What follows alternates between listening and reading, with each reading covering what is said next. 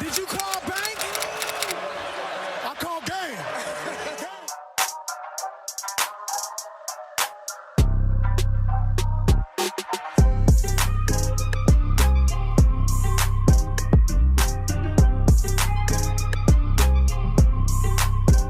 What's good, podcast world? What's good, YouTube? Back for another episode of Charges to the Game Sports Podcast. The fellas were a little short-handed today, so as you can see, Jay is not joining us here today. We're gonna be having our big guest on, Laurencia Moten.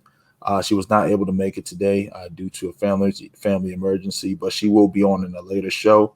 But we got me and Z here today, and we're gonna be chatting with you with something a little bit off topic. But before we get started, make sure you, if you're on the YouTube channel, make sure you hit the like button, subscribe to the channel. If you're on any of the other podcast platforms, Apple Podcasts, Spotify, make sure you subscribe and leave some reviews, all that good stuff. But today's episode, we're going to be chatting with you a little bit about on the NFL side of things. I'm pretty sure if you're, heard some in the media with the Green Bay Packers president, I think team president Mark Murphy saying he met with had a gathering at Lambeau Field and described Aaron Rodgers as a difficult, complicated fellow. We're going to chat a little bit about that. Also, Jordan Love is getting reps with the ones. He says that he thinks he's ready and ready to soar. We're going to give you our thoughts on that. And then we're going to be chatting about the NBA playoffs. A lot has changed. On this Sunday, we saw the Nets take 2 L's. So now the series is tied up 2-2. New series. New series, new ball game. Kyrie got hurt today, all that good stuff. We're going to go series by series, break that down. And then as always, we're going to give you our bets. So Z, man, before we let's jump in on this NFL stuff, man. So I was reading here in the article and actually it brought it up to me. So Mark Murphy looks like he's the team president or general manager or something. So he was talking to looks like a gathering of people there. Team president. So he's the de facto person who runs Green Bay, since they don't have a formal owner. The president runs it. So basically, the way it works in Green Bay, the fans own stock in the team, so it's publicly owned. Yeah, but they have a team president who makes all the decisions, and he's been there for years. He's kind of the silent partner who only comes out from time to time. Right. Puts his GM out there, and the GM does not get along with your franchise player. So man. So now it's a PR battle. So it's Aaron Rodgers and his folks versus management for the Packers. So it's going to be a PR battle from now until the big point is going to be training camp. Because, I mean, if they can find him, I think it's $100,000 a week or close to that is what he'll be fined. But until they get to training camp, it's really a non-issue right now. Yeah. I mean, for me, man, when I'm looking at this statement, it's powerful words. It says team president Mark Murphy met with a gathering of people at Lambeau Field on Thursday and described Aaron Rodgers as being a complicated fellow. And it says he's reminded through that of Ted Thompson. Ted Thompson was, I guess, one of the previous general managers who passed away. And I guess he remembered through conversations with Ted and other players that Aaron is a very difficult and complicated fellow to get along with. So for me, it's just like I look at it like this, man. I mean, if he's so complicated, like, why do you want the guy on your team? You know what I mean? And now all of this stuff comes out now. Just because, the guy wants to leave, he doesn't want to play for the organization. And now you're trying to kick dirt on his name. It also, in a roundabout way, it's believe me, it's completely opposite, but it's just like the Deshaun Watson thing. Nothing has changed, from Aaron, wanting to be out and Deshaun Watson wanting to be out. And it's like when these guys say they want to leave, they try to kick dirt on these guys' names, or these stories kind of try to come out, or, all of these things they probably already knew, but they're bringing them to the forefront. It seems like when these guys want to leave. Yeah, it's a public relations battle. I mean, literally 2 days earlier, he said the wise thing to do would be to keep our negotiations and our discussions private. Yeah. And then 2 days later, he has this public conversation expressing basically trying to win the PR battle because right now they are not looking good at all, man. Green Bay is not looking good. And the fan base is behind The Aaron. Packers. Oh, they're behind Aaron. I guess they're torn between two because if you look on social media and groups, if you're in some, some people are on the Packers side, like, hey, if you don't want to be here, go ahead. And then some people are on Aaron's side, like, hey, Aaron's done more with less. Because and that's the side that I'm on. I'm not a Packers fan. Everybody knows I'm a Bucs fan. But the way I view it, Aaron Rodgers, for one, he's a regular season MVP. Won MVP. He was having issues with them last year. Yeah. Same sort of kind of issues. It's kind of grown to that. He came out there and balled. So it's just, they bet against him, and he won the MVP. That's what threw a monkey wrench and everything. And then also you got to remember, Aaron Rodgers has seen Jordan Love practice every day. Oh yeah, so he knows that guy's not the answer. he's not ready to play, and that's the thing. Aaron Rodgers has the leverage because it's like, okay, all right, well, I'll sit out. You guys gonna be begging and knocking on my door for me to come. At the end of the day, he knows he's the one, who's probably helping Jordan Love out, teaching him the playbook, all of those different things, the nuances, the ways to play in the NFL. It must be bad because they said they will not trade him.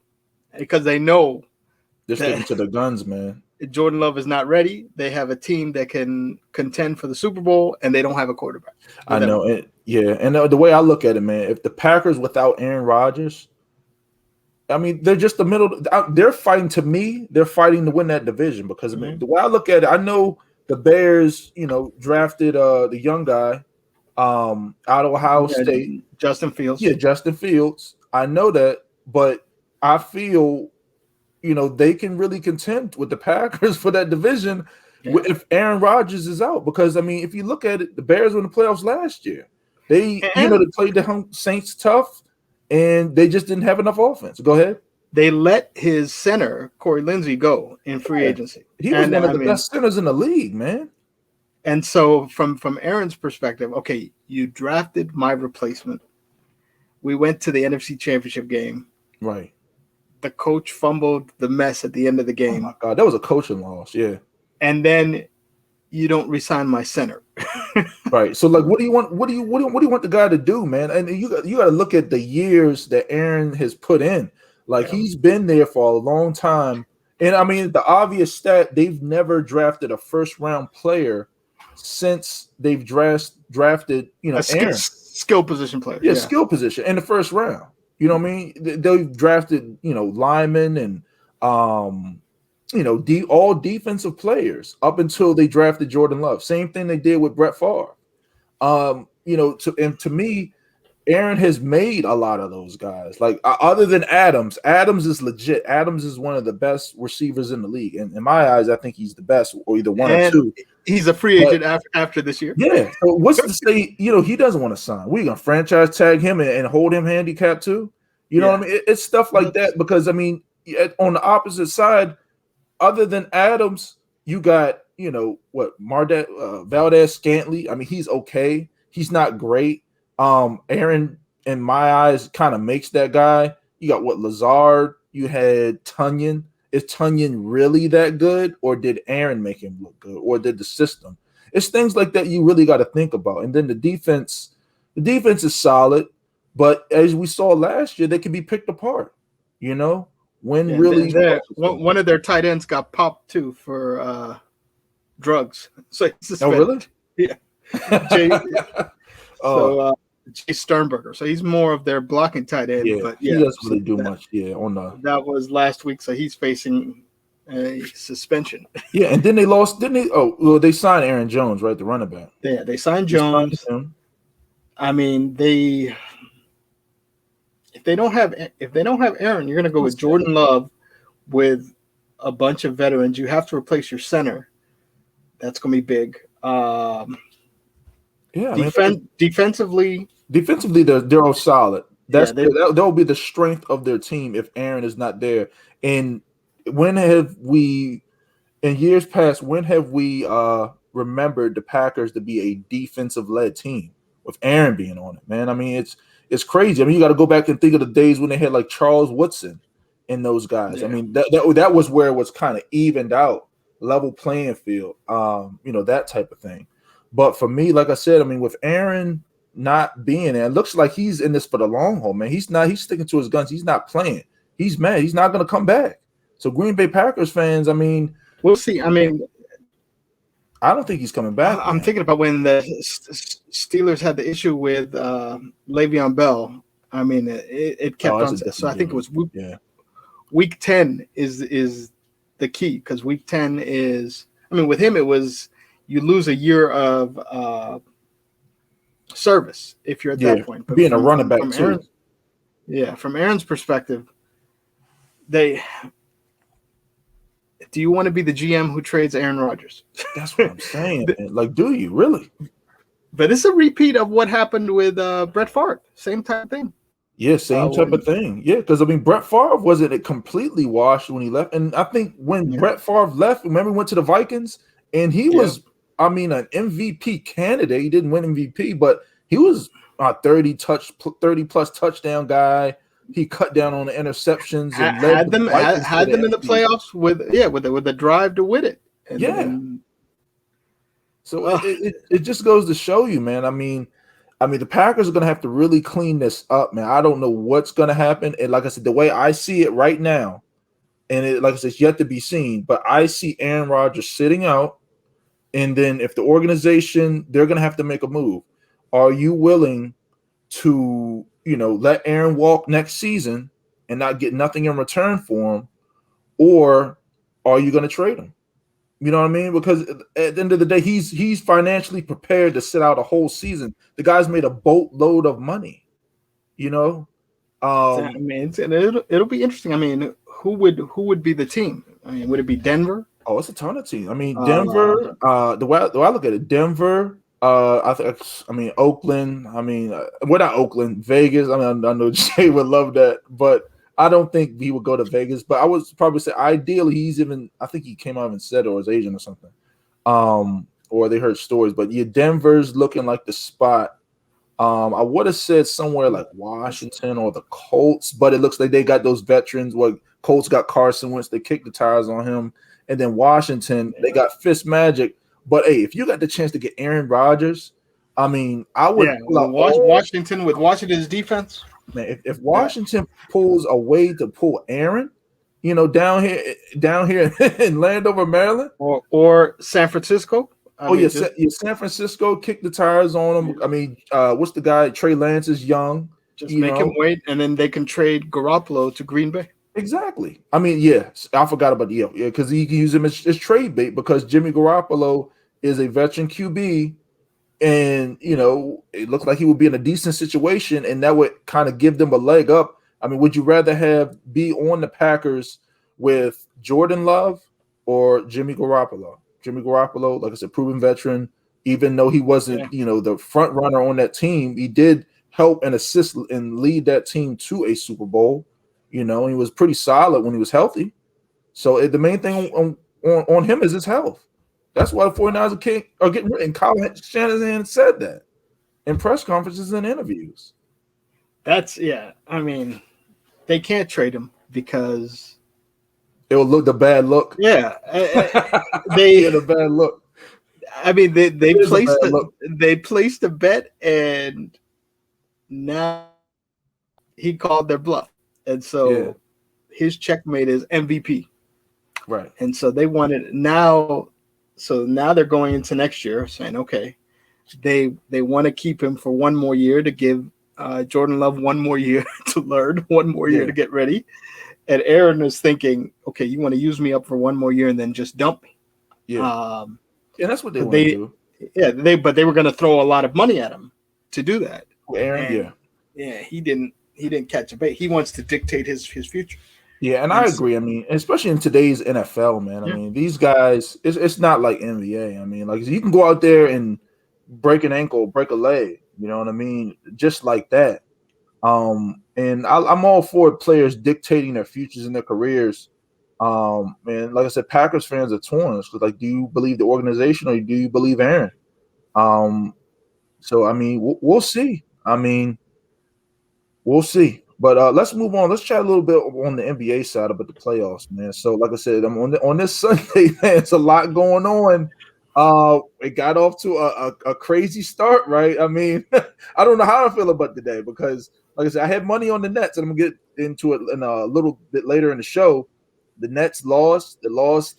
Lost my money. Lost Kyrie. Lost Kyrie. James Harden on the sidelines in big sloppy looking jeans. You know what I mean? What is going on? So now, like I said, new series tied up 2 apiece, headed back to Brooklyn, where the Bucks are resurgent. I mean, Giannis has stepped up to the plate, Chris Middleton, and it looks like the Bucks are not going away silently. So they got till Tuesday. So the game 5 is on Tuesday. Mm-hmm. So I mean, it's a quick turnaround. Fly in back to Brooklyn today, practice tomorrow, and then you game on Tuesday. So it's going to be Kyrie get treatment on his ankle and then see where that. And but it also depends on how the game is called. I mean, because it was a totally different game. Let's talk about that, Z. Let's talk because me and you were texting about the game while it was happening. What was your overall opinion of the referees, the way they officiated this game in Milwaukee? Like, I want to hear from you. And both games more physical. They went back to. Was it more physical, or did they call it the Bucks way? Well, they from the physicality standpoint, they weren't calling anything. I mean, if you look at if you compare the Atlanta series, every ticky-tack thing is called to nothing being called in Milwaukee. When they were at Brooklyn, it was a normal 2021 NBA game the way it was called. Right. They went back to Milwaukee and they let them play. And from Milwaukee's point of view, that's key. I mean, literally scoring 200 points a game. When is that seen in the NBA nowadays? I mean, the total for today's game was 228. Right. 228 was the total. And it was just ridiculous because it was final score 107-96. Brooklyn scored 96 points. Yeah, 96. That's it. And the thing, like I said, I'm going to get into the officiating thing before I break down the game. The officiating is horrible. I'm not going to say that because I had money on the Nets, man, but y'all got to call things both ways, man. You calling ticky-tack, reach-in fouls on Brooklyn, and my man KD spotting up and PJ Tucker's jumping out at him and forcing his body into people, and they're not calling nothing at the 3-point line. My man going to the basket, he's smacking his arm. I mean, I was watching one play where they threw an alley-oop to Claxton. The dude dunked it on him, but Giannis smacked his hand up against the backboard. I mean, it's crazy, man. I mean, it's really Milwaukee. It looks like the refs were really trying to get Milwaukee in the series. They were playing into the crowd, and I just hate how the refs interject themselves in the games, man, where they just call whatever the crowd. I mean, this was 90s basketball. Yeah. Now the key, but it was at one end of the court though. Because look at the stuff that KD. I was sitting here. He was falling on the floor literally every trip down the floor, and they wouldn't call it nothing. See, the key now. I mean, for Brooklyn, so Kyrie left the arena on crutches with a walking boot on his foot. Right, and so. Can he get back to normal after 24 hours? The turnaround this year for the playoff games, you travel home and then the 24-hour turnaround for the next game is going to be. Yeah. So for this game, this could have turned. And just imagine before game 3 on the series price, you could have got, I think it was plus 675 on Milwaukee. Yeah, to win the series or something. Yeah, to win the series. Yeah, and like I said, I got money on Brooklyn to win the series. But now, like I said, it's 2-2, new ball game. I mean, your second or third, next second and third, primary scorers are hurt best players. James Harden's got to come out and play, man. He has to. He's gonna have to because, like I said, if you can't have Kyrie, and if I had to choose, I would rather have James Harden than Kyrie Irving, hands down. He's an elite scorer, great ball handler. He's the one that runs the offense. And before he was out, late in the season, he was in the MVP run. He was one of the front runners for MVP. With his his passing and his scoring ability. So yeah, I mean the Nets. The way I look at it, it's 2-2. Like I said, Milwaukee looks good, man. Like I said, I can't say nothing bad about Milwaukee. Milwaukee at home looks good. Chris Middleton looks like he's comfortable. Drew Holiday stepped up. He bodied up. I mean, of course, at home, the role players will play.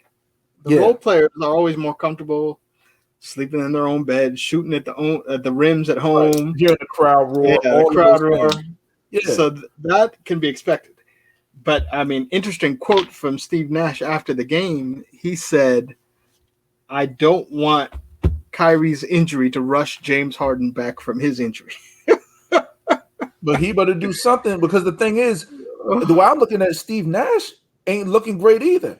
He doesn't make any adjustments, man. I mean, and like I said, Z, I know you probably know from first Scott Brooks. The guy makes, what's his name? Steve Nash is really showing that he does not know what he's doing. Did you see that one play where I think they would cut the game, the points down, and they were going to sub in the guys and take out KD, and then Jacques Vaughn had to tell him, "Hey, no, let him run." You saw that? Like it was just crazy. Like you let your assistant head coach, because he was like Jacques. He's probably like Jacques. Like what do you think I should do with these guys? Like we're making a run, and Jacques Vaughn tells him like, "Nah, like let them run. They're coming back." You know what I mean? So, he's a rookie head coach. Rookie head coach, first time in the playoffs, first time with adversity. So Brooklyn has pretty much been cruising for the most front runners. Yeah. And that's the thing. That's why I was talking to my homeboy about it. He was like, and the thing is, he's from New York too. He was like, I rock with Brooklyn hard, man. But at the end of the day, the personalities on that team, they're front runners. I mean, I guess. That's the one now. You look at Kyrie. Kyrie, when he was a bad situation in Cleveland and when, all of that stuff. KD used to be in a front runner. James Harden. These guys have that stigma of being front runners and they can't fight through adversity. And they have a head coach who's a rookie and who doesn't know what he's doing and he's not making any adjustments. Kyrie's injury, because they had a great first quarter, and then as soon as he got hurt, it just flipped. I mean, it was just like the energy. And even if you saw Giannis's interview after the game, Giannis was like, I wish him well. Hopefully he has a good recovery. All right. We just got to focus on it. Hey, I bet you do. You know what I mean? But yeah, like I said, they were talking about during the broadcast, they were saying they're probably going to look at that foul on Giannis being a flagrant because he did step in. No, but he didn't do nothing. No, because Kyrie stepped on his foot. Because even when they asked Giannis, they're talking about being that flagrant. They're saying that the league is probably going to review it and possibly look at it being a flagrant. No, because Giannis was saying he thought he injured his groin, but when you see the replay, Giannis is looking up, not even looking at Kyrie, and Kyrie stepped on his foot and completely severely. Yeah, and that was a nasty injury. The thing is, Brooklyn Nets fans, man, you better watch out because I don't even know if Kyrie is going to be ready to play. That was a net. If you turn your ankle like that, what's Giannis supposed to do? He stepped on my foot. My foot is just sitting there. But I'm just saying the injury. If you rolled your ankle before, and if you look at the slope, that was a full. That was bad. Twist, man. I mean, but yeah, 2-2, man. Game 5 gonna be back in Brooklyn. Z, who do you? Before we move on to the next series, who do you got in Game 5? Just from the information we know right now. I mean, without Kyrie and without James Harden, who's going to be their ball handler? I would say. I mean, and then you saw Mike James. I like Mike James, but he's not against Harden. Yeah, he bodied him in the post. He could just post him up and shoot over. Yeah, and then so Giannis is. All he can do is attack and be aggressive, and then hopefully Middleton hits his shots. Yeah, I think Brooklyn wins Game 5. For me, I think Brooklyn wins. They're going to find a way. They're going to be at home. I think the refs, might be on their side, and they're going to come up with some type of game plan. They're not going to allow PJ Tucker to do what he did. It depends on they need Kyrie or James Harden in, because either or can control the pace of the game and can affect all the attention being put on KD. Mm-hmm. If neither of them are playing, it's the KD show. I mean, there's really you got Blake Griffin. Joe Harris was doing nothing. Yeah, Joe Harris did nothing. Blake Griffin did. I mean, they had a great first quarter. Yeah. I mean, literally, they came out, and that was because Kyrie was pushing the pace. He was getting everybody involved and spreading the court, getting his guys shots, and that's how they need to play to win. Yeah. As soon as he got hurt, it became a slow down, plodding type game. The scoring came crashing down. And that's Milwaukee's game. That's Milwaukee's pace, man. If Milwaukee can keep that pace, they're gonna win the series, man. But yeah, game 5, Tuesday night we'll be back in Brooklyn. We'll see how it shakes out. Let's talk a little bit about this next series, man. So Philadelphia and Atlanta. So game 4 looks like it's gonna be tomorrow night in Atlanta. Yeah. 76ers, man. I mean, they came up, they didn't shock me. They shocked some people. They're the number 1 team in the NBA for a reason, man. I mean, with Embiid, he's the centerpiece. He puts everybody in place, man. I don't just be talking just because I like Embiid. Like, listen, he puts everybody in their spot. He allows Tobias Harris to have one-on-one matchups. You can't key in on him. He allows Seth Curry to get open shots. He allows Ben Simmons to attack the lane. He allows Korkmaz to come in and look like the best 6 man in the world. We mean you was talking about my man Korkmaz. The craziest thing is the fourth quarter of game 1 when Atlanta blew the 26-point lead. Mm-hmm. Philly figured it out. And it's the craziest thing because they took Trae Young out. They were relaxed. It was the last 5 minutes. Basically, you were thinking throwaway of game 1. And Philly started moving the ball around and then figuring it out, passing, cutting, and then shooting their threes. And they got their confidence up in that quarter, even though Atlanta ended up winning the game. That carried on to game 2. And then losing DeAndre Hunter, that doesn't help. And then it carries on to game 3. Now, it's just so I was the opinion. I thought the home crowd would give Atlanta a boost, and that didn't happen. The way I look at it, man. So for Atlanta, I'm looking at Atlanta stats right now. So John Collins had a decent game. I mean, he had a very efficient game in the power forward spot. 33 minutes, 10 of 14 from the field, 23 points. Capella didn't really do much. He had 8. Trae Young had 28, which is about his average. Danilo Gallinari. But now what really hurt, Atlanta was that they didn't really have that production off the bench that they usually have. With Lou Williams and some of those other guys, Hill, Capella, Bogdanovich had 19. And then when you look on Philly's side, go ahead. No, I was going to say that the injury hurts because everybody moves up a spot from their normal role. So then you got to move Solomon Hill to the starting lineup where he's more of an energy guy off the bench. He scored 1 point as a starter. Yeah. And then for Bruno Fernando became the guy replacing Solomon Hill coming off the bench. And Bruno had 2 points. 2 points. And a technical. Up the road. He picked up a technical. Yeah, whole rotation, man. Like I said, once these injuries are very important, man. Like I said, in today's NBA, because it's all about skill level and scoring. And like I said, I mean, I'm looking at some of Philly's stats now. I mean, those guys came to play on the other side, man. I mean, Atlanta's 3-point shooting. If you take Trae Young out, basically, so Bogdanovich was 2 for 5, but then Herder killed him. Herder 1 for 5. That's what's Herder. It's guys like him that he's not gonna. That's what I was trying to tell people about this series. Guys like Herder. I think it was Tate when we had just Tate and Jay on. They were like, "Oh, Herder." I was like, "Herder, he's a role player, bro. He's the 76ers are a top 5. He's defense in the NBA. He's not gonna go off like that. Bogdanovich is not gonna go off like that. Trae Young is going to be brought down back to reality. He's not going to be cooking Ben Simmons, Thibault, and those guys like that. Like I said, the 76ers are the number one team on the Eastern Conference for a reason. I mean, and the Hawks were 4 for a reason, or 5. The Hawks were not great. They were right, they were about to miss the playoffs. You know what I mean? Literally, so yeah, Herder in Philly scored 11 and scored nothing at home. It usually it's the role players improve at home with the whole crowd. He did nothing. Yeah. I mean, if you look at the 76ers. Last game, he had 20 points, 3 for 6 in Philly. And then at home, he went 1 for 6 from 3. Herder? So 3 for 6 and 20 points in Philly at home. He's a role player, man. No, but you would expect that to go up at home. But role players are like sometimes they're good, sometimes because I mean look at this. I could reenact this with this.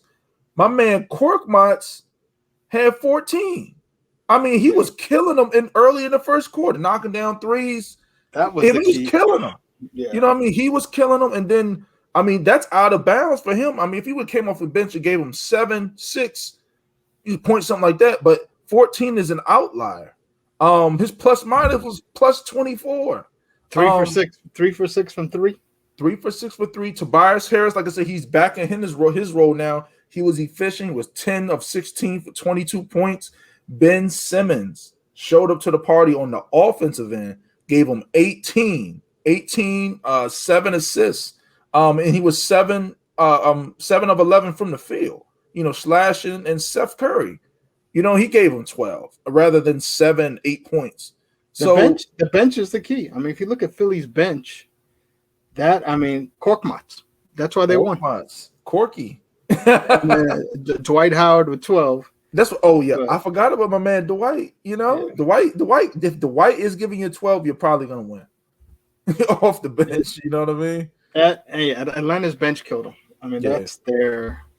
And during the season, their bench at home, the bench was fairly elite. On the road, they're average, but when they play at home, that's why Atlanta was so tough to beat at home, because their bench players usually shine at home with the crowd, the energy, and playoffs. Man, I told everybody. I'm telling you, didn't believe. I told you, playoffs is a different story. I'm telling you, 70, and then I'll get your prediction. But for me, Game 4 is tomorrow. I'm taking the 76ers.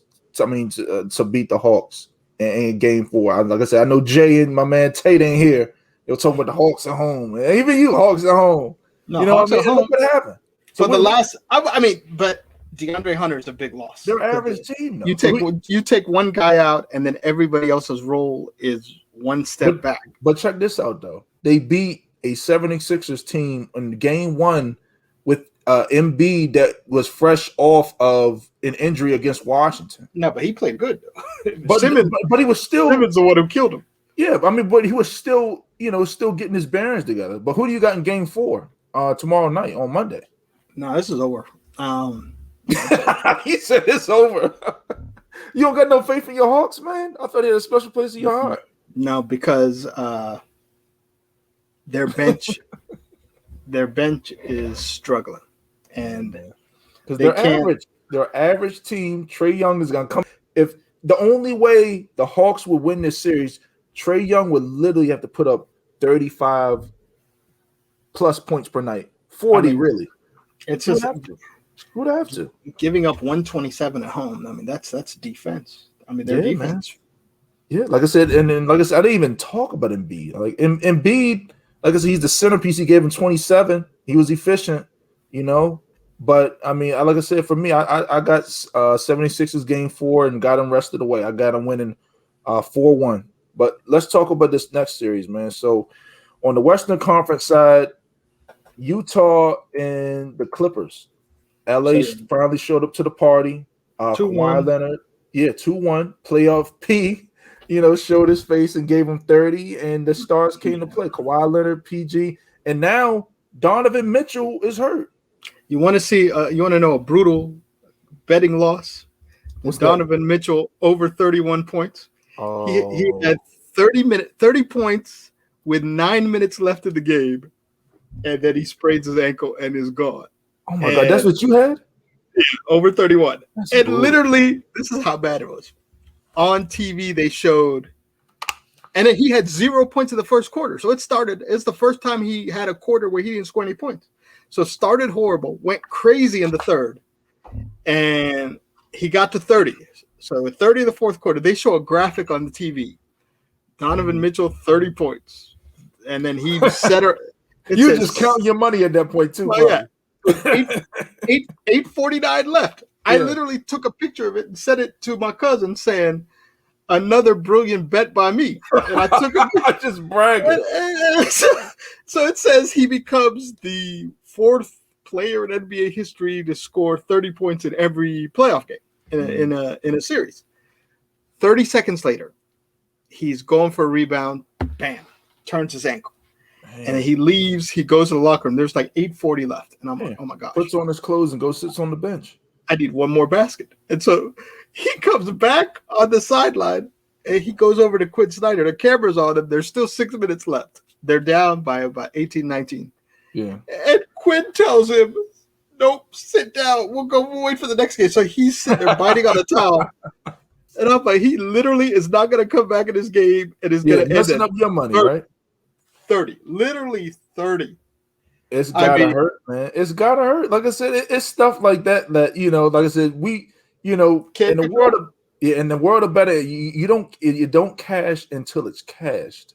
You know what I mean? Until you win it, I don't talk about it. So literally, look at this. They were comparing him and Paul George. And they were talking about, so it said Donovan Mitchell, 30 points, Paul George, 30 points. Donovan Mitchell, 5 from 9 for 3. 8:49 left in the game. They show that giant graphic. And the very next play, he turns his ankle. And I sat there and literally, funny moment, the text I sent it said, I got 8:49. I just need one more point. I'm good. And nope, I didn't get that one more. And so sometimes you just got to laugh at things when you bet. Like everybody says, sometimes all you can do is laugh and keep it moving. Yes, like I said, sometimes all you can do, man. But the thing is, with Utah, they're doing all this without Mike Conley, man. So I got to give it to him because Mike Conley is a huge part of their offense. And we talk about injuries. This injury, is brutal for them because it puts everybody out of place. Mike Conley is a true floor general point guard type. Now Donovan Mitchell has to handle the ball more. He can't get to his normal pick and roll spots with certain players and gets him out of position because he's more on the ball now. And now he has to handle. Clarkson is doing his normal, coming off the bench and giving it to him. Joe Ingles had 19. Gobert had 12. And then when you look on the Clippers, now Kawhi. Paul George had 30. Kawhi and Paul George both had 30. Yeah, PG. He came to be that second option. Like I said, if Paul George becomes that second option where he's putting up 25 plus points in big series, the Clippers will be in the Western Conference Final. Like that's just my opinion, man. I just cannot see how if it's any time for the Clippers, it's right now. They're gonna have another home game, and then on top of that, in game 1 and game 2 in Utah, they didn't look bad. They came down the final seconds. And they could have beat, Utah in game 1. Game 2, they also could have won. It's just mishaps. And next game is the key. If Conley comes back, that will make a huge difference because the problem was whenever Donovan Mitchell still hurt. Well, yeah, that's we got to check on his health because if Donovan Mitchell is not Donovan Mitchell that we need, that the Utah needs him to be, and what Stephen A. Smith is calling him the best Jazz player in history over Karl Malone and John Stockton right now, you know what I mean? They're not going to win. They're going to go home. They're going to be a great team, but just couldn't get the job done. So, how are you feeling about this next game in LA, man? Game 4? This is everything for the Clippers. If they don't win this game, it's over. Yeah. So they've got to come prepared, and then the key is going to be Paul George. Paul George. If he's going to be playoff P. I hate to keep joking on it, but it's just so funny because the story, he announced himself playoff P. It's not like somebody like an announcer or a coach or another player or another coach gave him the name. he announced himself playoff P. So that's just the funny part to me. But yeah, if he's doing it, I don't have no doubt about it. So, but yeah, for me, game 4, I think the Clippers win. And then, depending on Donovan Mitchell's health, man, I don't know. We got to check on Donovan Mitchell, man, because he's the huge part. Like Mike Conley comes back, okay, good. They're not gonna beat the Clippers with Mike Conley and not a non-healthy Donovan Mitchell. So let's move on and talk about this last series. Other series was a wrap. I mean, I think it's done. Like I said, I wasn't even gonna 4-0. Suns are playing Suns are playing today on Sunday, June 13th. They're gonna play at 8, which is actually 8:00 now. I mean, they're just getting ready to go try down the court. Even their fans beat down the Utah fans in the crowd. Did you see that video? No, what happened? Oh man, there's a viral video of a couple of Jazz fans. No, yeah, they were talking, and the Phoenix fan turned around and just pummeled dude. I mean, oh my gosh. And the Utah guy was the one who was trying to fight him. Phoenix guy just turned around and just pummeled him. And I kept thinking, yeah, even their fans are he's screaming, Suns in 4, blood out. Suns in 4, blood out. I was like, man. Whooping them, chanting little sayings. I mean, it was, yeah, because that was the Utah fan. The Denver fan got upset. He was yelling Suns of 4, tried to start a fight with him, and yeah, he just yelled it louder while giving him a nice. I guess he felt that masculinity in the building because he's all at home in Utah with all his boys. But at the end of the day, you got to look at it. Or can you really fight? Yeah, are you really about that life? They took off running. The 2 Denver guys. It was a nice gentleman came and broke up the fight, told the 2 Denver guys get out of there before the cops come, and so he took his pounding and left.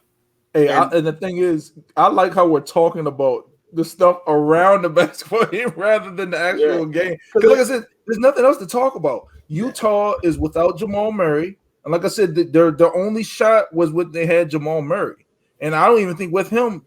I mean, it would have been a little closer.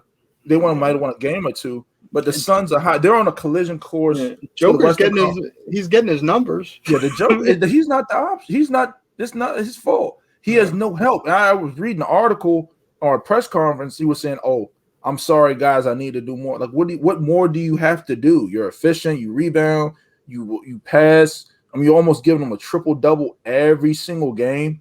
Yeah, your teammates tonight will tell us a lot. But I think Phoenix ends it tonight. Oh yeah, Phoenix. They're gonna send him home, man. And like I said, I mean, Chris Paul's playing out of his mind. He's out there cooking and shaking people, and Devin Booker, and now Miles Bridges and Crowder's hitting threes, and Ayton's going hard in the paint on dudes. So I mean, it's like, what are you gonna do? Yeah, that's Phoenix. I mean, the job Monty's done for them has been What's special. good, Jay? So, how you feeling, man? You on mute? You on mute, babe? Hey, look. It's been one of those days. I was just telling the crew before we got in. Like I said, today was supposed to be our big guest. We had a guest playing. We had you supposed to be on here. All of that. So it was a sudden change of plans. But like I said, at the end of the day, we all human, bro. You know what I mean? So things happen. We were just talking. Yeah, man. We were just talking and chatting about this last series, this Suns and this Nuggets series. Like, how are you feeling about it, man? I'm gonna give you the floor since you just hopped in, man. I mean, this is a wash. Mm-hmm. This is really it. I've always kind of been like indifferent about the Nuggets and Jamal Murray thing. They're not at full strength without Jamal Murray, but it's definitely been a common thing that MPJ, Michael Porter Jr. couldn't really play alongside Murray. So really, I think it's like either one of them is really good and the other one's bad, and vice versa. So I don't think even with Jamal Murray, they wouldn't have been able to stop these Suns at this point in time, at least until they figured that out. That's what I was saying. I was just saying it was Z, man. I mean, the Suns is just on a collision course this year. I mean, you took down the big bad Lakers, who the Clippers tried to avoid. This is continuation from them from the bubble. I mean, they were unbelievable in the bubble, and this is just continuation. I mean, just add Chris Paul. Let's go. Yeah, this is just that makes sense. Yeah, I mean, people was doubting that too. People were like, "Well, I don't know if they're going to be really good outside of being a bubble." And I was thinking in my head, like, how could y'all really think that? I mean, a sneaky pickup for them was signing Jay Crowder. That was it was. I liked it. I mean, because he adds a lot of. Go ahead, Jay. I'm about to say, but Jay Crowder, you can get just Jay Crowder that looks, I mean, I don't know. Jay Crowder's kind of coming in his own in this one. Yeah, it's very surprising to me. So D and 3, he plays D, he makes threes. It's perfect for that. Yeah, and the thing is, he stepped up to the plate against big bad LeBron, like clowning him. Think about Miami. He was clowning him, knocking down threes, bodying him up in the post. You know what I mean? Kind of containing LeBron, not allowing him to go off. But they go back to Cleveland because they played together in Cleveland. Yeah. So it was funny seeing that. But Miami, the difference in Miami without Jay Crowder, not having a defensive presence with Jimmy Butler there, was big. Yeah. I mean, moving Hero into the starting lineup, that's not the same type of player. Yeah. I mean, Tyler Hero. Yeah. So losing to Jay Crowder was huge for Miami. Yeah. And that was a sneaky smart move. And bringing in two vets, him and Chris Paul, to go with their young stars who got some confidence in the bubble last year. Yeah. Jay, I was gonna ask you. So you hit. I was gonna ask you because I felt the same way about the whole Tyler Hero thing. I felt he was kind of overrated, man, because he showed up in the bubble for him last year, and you were talking about I'm Mr. Get Me a Bucket or whatever the little shit he was saying. You know what I mean? Like, okay, let's see this season. This season, I hear that he thinks he's some type of Instagram celebrity star. You know what I mean? Just out there. He really thought he was that dude. And you got demoted. Now you're coming off the bench. Duncan Robinson is starting over you. You know what I mean? Where I always thought Hero was better than Duncan Robinson, but I guess not. He saw something different. He's getting the starting nod. And they're going with a lineup of Kendrick Nunn, Jimmy Butler, Duncan Robinson, and those guys, and Ariza and Abayo. And you're coming off the bench now. So I was gonna ask you, before we close out and stuff like that, how do you feel about Tyler Hero? Because I always thought that he was kind of overrated, but he also kind of let the fame get to his head in the bubble, and he really thought he was that dude. So don't get me mistaken, I still think Tyler Hero is good, but every time like a rookie comes in, they can kind of have a good year, but that second year is usually when they, we figure out what's going on. I absolutely knew he was going to have a bad second year. Absolutely knew he was going to have a bad second year. So why though? Why did you think he was going to have a bad second year? I mean, because most rookies do. I mean, not rookies. Most new players do. They come in there, they get adjusted, they do their thing, and then the second year it's like, oh, we got film on you. How will you adjust? And do I think Hero is still progressively better? Yes. But do I think he's that good enough player to just elevate his skill? No. It may take some time. So, overrated how he was coming in, the second year. But, crazy thing is they could have had James Harden. I was just about to say that. He was the guy. He was the guy Miami didn't want to give up. They said we're not giving up Hero. It was a lot of people that wanted Hero. Yeah, they could have had a big stars. They didn't want to give up Tyler Hero to get James Harden. That's part of the deal. Yeah. What was the package? I mean, the deal they ended up making for Oladipo? They ended up getting Oladipo instead. After that, so they could have got Harden if they would have added Tyler Hero to it. That didn't happen. And then after the trade, when Houston got Oladipo, they flipped him to Miami for Kelly Olynyk and a couple other guys. Jesus. He said Jesus. Wow, the mighty have fallen. Because like I said, I mean, Miami Heat, I mean, they just look like a bubble team. This year they didn't really do much. I mean, they went and got swept. You know what I mean? Didn't even win a game. I mean, Milwaukee's a great team, and we were just talking about them earlier, Jay. Before we close up with bets, how you feeling about these other two series quickly before we move on? But so how you feel about this Nets and Bucks series now 2-2, man? How are you feeling about that? Nets is in danger if they don't really come back. I mean, if Kyrie or James Harden come back, I mean, we may need James Harden to, do something. But it's this would be a huge letdown, a huge miss about them. So they could very much so lose this. I agree, man. Yeah. I couldn't agree more. We were just talking about it early, man. I was sitting there watching the game. I had money on it. You know what I mean? Look, me too. They think a lot of people did. Kyrie rolls his ankle, and now I think it was like 90% of the money was on Brooklyn. I agree, man. And like I said, these injuries, man. So yeah. I tell you. I saw.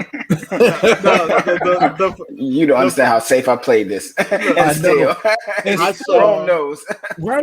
I saw a funny tweet on Twitter where a guy posted he was going to bet Brooklyn, but anytime he sees 90% of the public on something, he cashes out. And so he was like, I cashed out my bet before he even started because as soon as you see 90%, that's his rule. If 90% is on one side, let me just cash out and stay away from this game. And he's right. And I typically bet like that too. With me and my friends, my old little circle that used to bet. We usually go against the public. That we go against the public no matter what. This one, it was like, man. Kyrie injury just flipped that game because Brooklyn controlled the first quarter. Yeah. They did. Jay, how you feeling about this 76ers Hawks series, man? Because man, Tate and Z was talking that stuff, man, about my 76ers now, and I want to hear from you. Oh yeah, I still think I'm not gonna lie to you, I wasn't like banking on it, but I didn't expect Joel to remain healthy, to be honest with you. So that's one of the reasons why I went with the Hawks, because they absolutely need him. But it looks like he may be healthy, man. Yeah, I may have been wrong with this one as far as the series, but I'm gonna let it play out. Sixers probably going to win at this point. Thibault is now in there, and they're throwing him in the mix. So, and Trey's still dropping buckets. Then we had the injury come. Like, it's a lot of things that's going on right now. So, 76ers probably take this. Yeah, most likely. Yeah. How you feeling about this Utah series? This Utah and Clippers.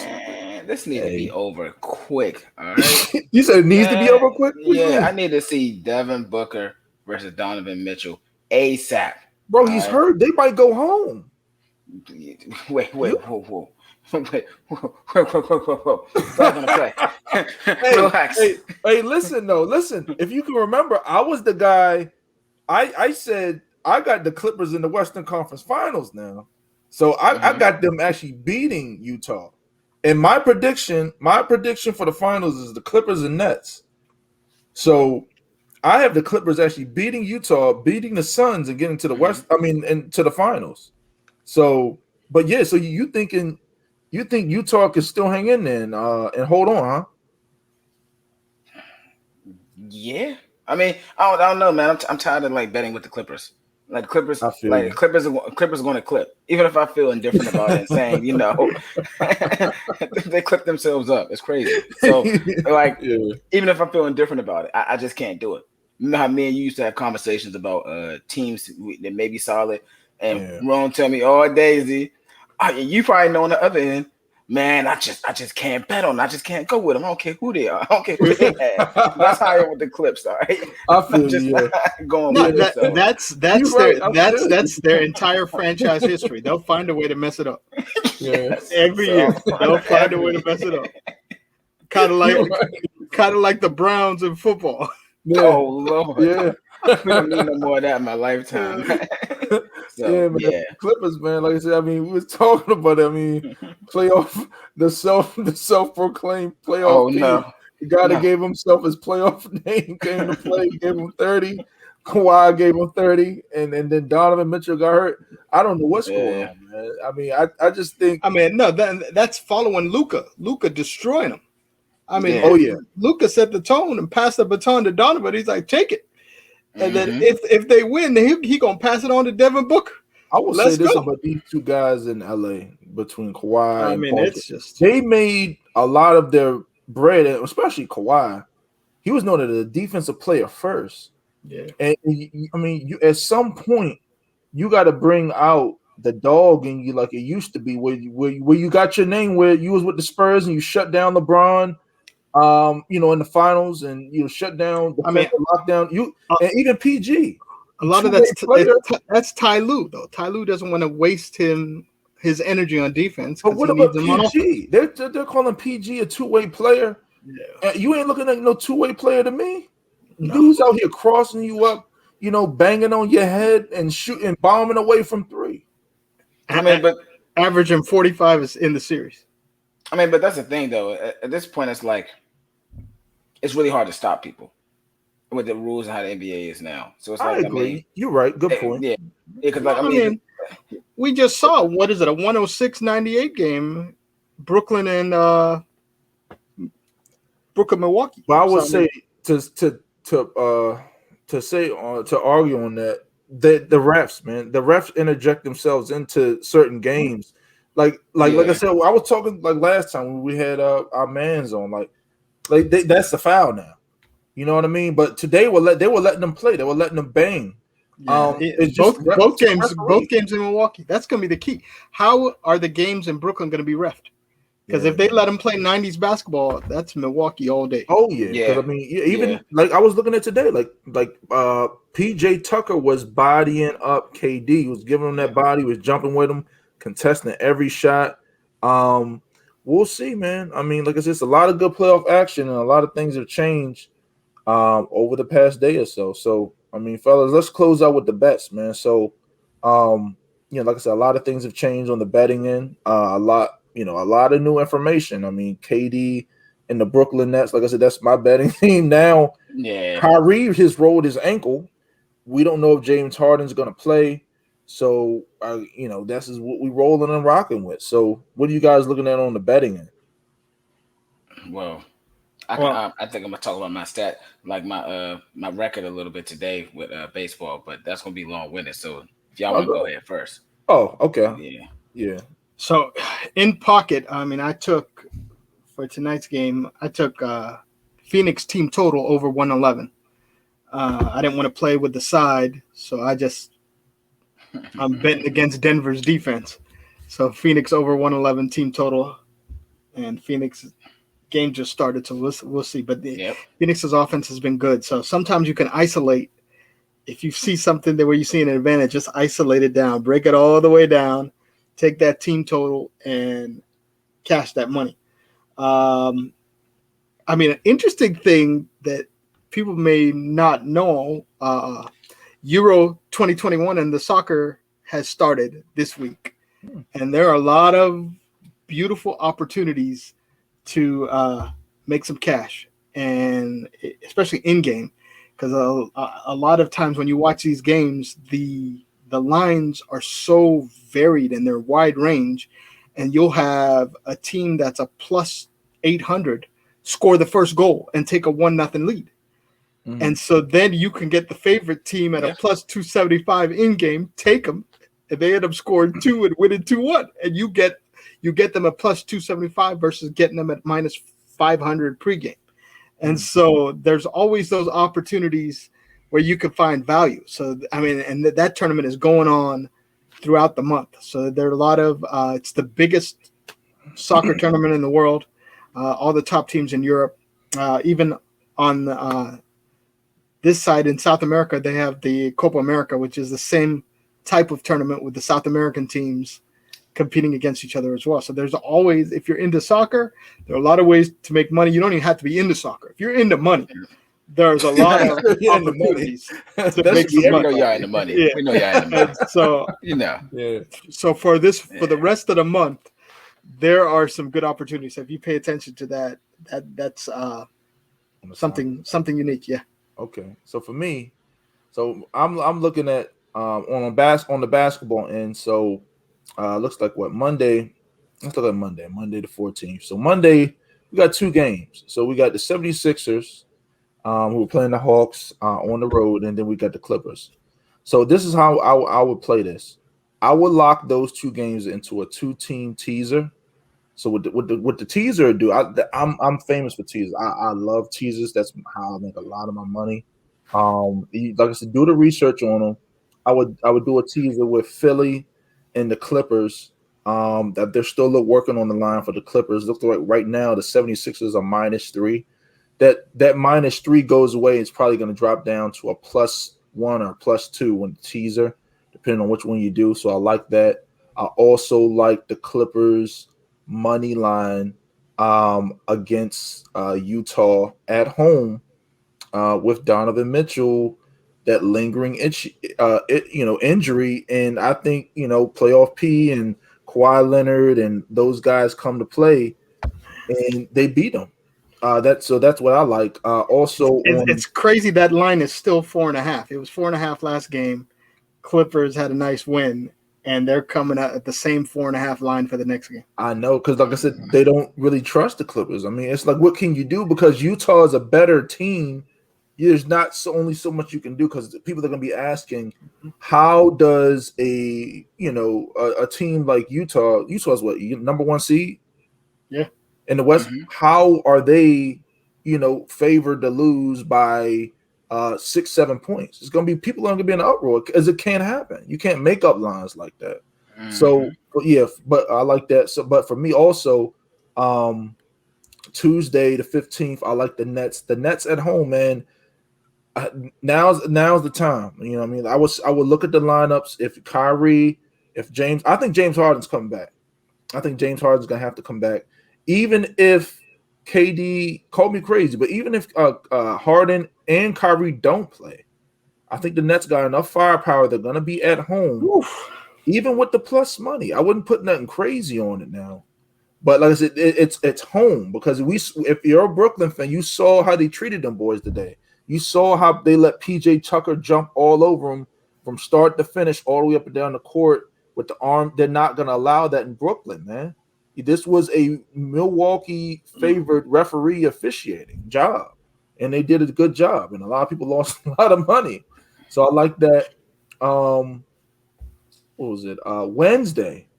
If the 70s, regardless of if the 76ers win tomorrow, which is Monday night, the 76ers at home on Wednesday night. Now, that is the game.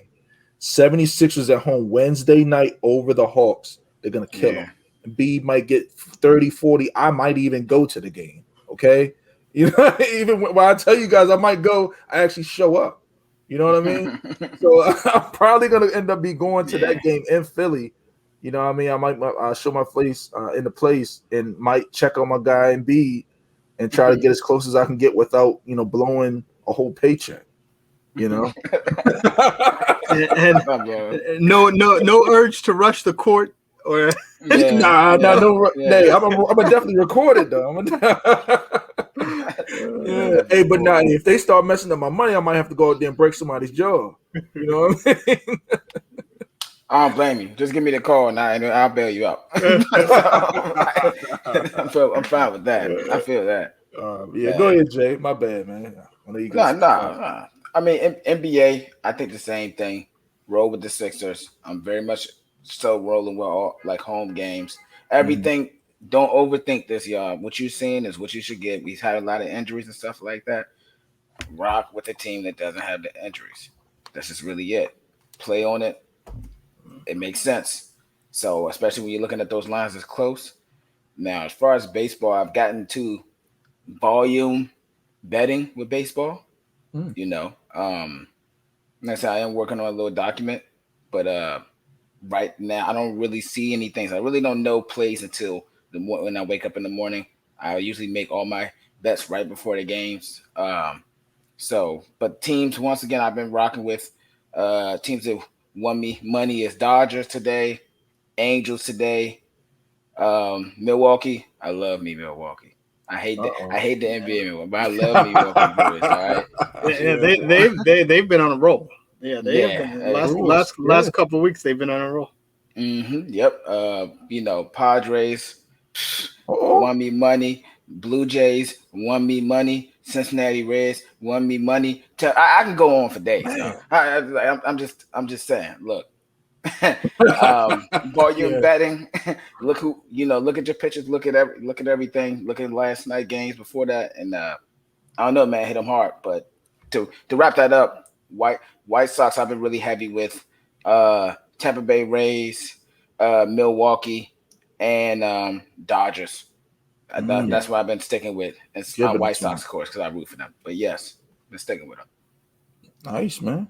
Good Yeah, stuff, man. man. All right. Hey, whatever wins you, like I said, whenever you win, whatever wins you the money. If there's something we're not talking about, if you betting on tennis, if you betting on golf, you know what I mean? If you betting on Yeah. NASCAR, okay? I may get into that next. Yeah, if it's winning you money, man, you got to stick to what works. Like I said, at the end of the day, these are our strategies, these are our best bets.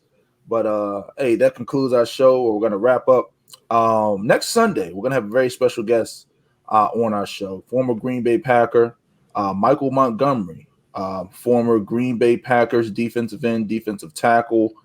Played for I think 2 or 3 seasons with Green Bay. Won a Super Bowl back 05, 06, somewhere within there, whatever that was. And then I think he played with the Minnesota Vikings as well. So he's going to be coming on, joining us and talking a few things. Also an actor. Might have seen him on Meet the Browns. I think might have made his appearance on Game of Thrones as well. But he's going to be talking and come and chat with us about his NFL stories, his NFL career, his NFL journey. Like I said, we are a sports podcast, so we're loving it, man. But that concludes our show. We'll see you next show. Make sure you hit the like button, subscribe to the channel, and we'll see you.